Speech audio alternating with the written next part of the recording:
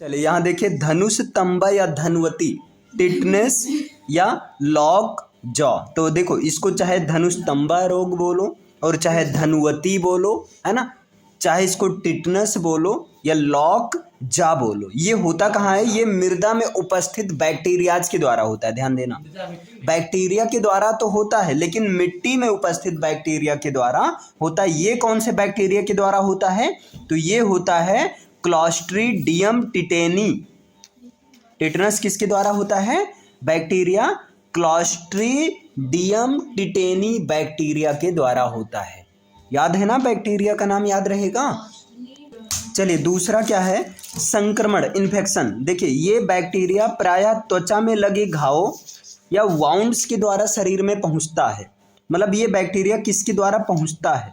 तो त्वचा में लगे घाव, जो कट या वाउंड्स होते हैं, उसके द्वारा शरीर में पहुंचता है। और जैसे ही बैक्टीरिया शरीर के अंदर पहुंचता है, वहां अपना गुणन प्रारंभ करता है।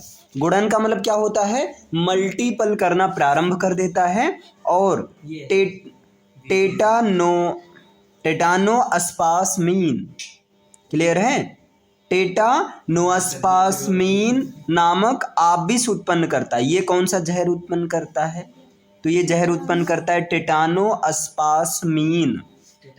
क्लियर है? आबिस उत्पन्न करता है। इस रोग की अवधि 4 दिन से 3 सप्ताह की होती है। 4 दिन से 3 सप्ताह की होती है। क्लियर है ये चीज? अच्छा, नेक्स्ट यहाँ पर देखिएगा, लक्षण इसका क्या है।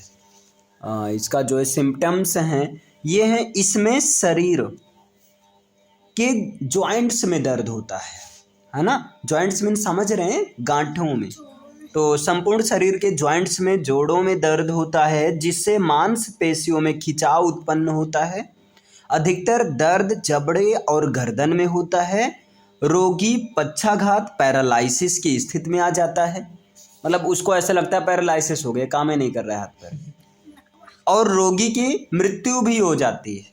इसी लक्षण के कारण इसे जबड़ा बंद, लॉक जा, इसे लॉक जा क्यों कहते हैं? क्योंकि यहाँ पर जॉ लॉक हो जाता है। ठीक, इस रोग के कारण शरीर की रीढ़ की हड्डी मुड़कर धनुषाकार हो जाती है। हल्के मत लेना। जो लोग कहते हैं टिटनेस की सुई लगवा लो, लगवा लेना।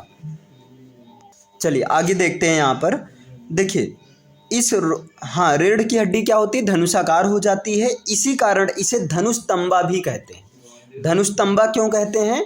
क्योंकि रीढ़ की हड्डी धनुषाकार हो जाती है। यह रोग बच्चों में घर के बाहर खेलते समय जख्मी हो जाने पर अथवा जंग लगे लोहे से कट जाने पर होता है ना। ये प्रत्यक्ष संसर्ग, डायरेक्ट कांटेक्ट से होने वाला संक्रामक रोग होता है। ये डायरेक्ट होता है, जैसे समझ रहे हैं, संसर्गज संक्रामक रोग है ये चीज।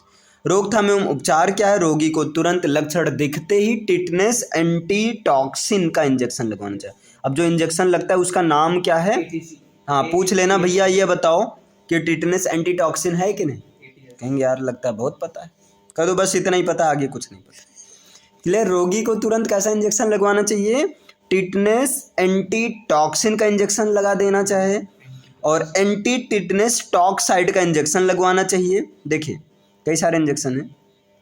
एंटी टिटनेस टॉक्साइड, अब ये टिटनेस के खिलाफ है। टिटनेस की जो टॉक्सिटी, जो जहर है, उसका एंटी है। क्लियर? का इंजेक्शन लगवाना चाहिए। और बच्चे को टिटनेस से बचाव के लिए डीपीटी या ट्रिपल एंटीजन या ट्रिपल वैक्सीन प्रत्येक 3 माह के अंतराल में लगवानी चाहिए। अब ये सब लगता है जैसे, हाँ, जो भी होता है, जो बच्चे पैदा होते हैं उनका शुरू हो जाता है, बस 1 आध हफ्ता भी तो उनकी दवाई शुरू।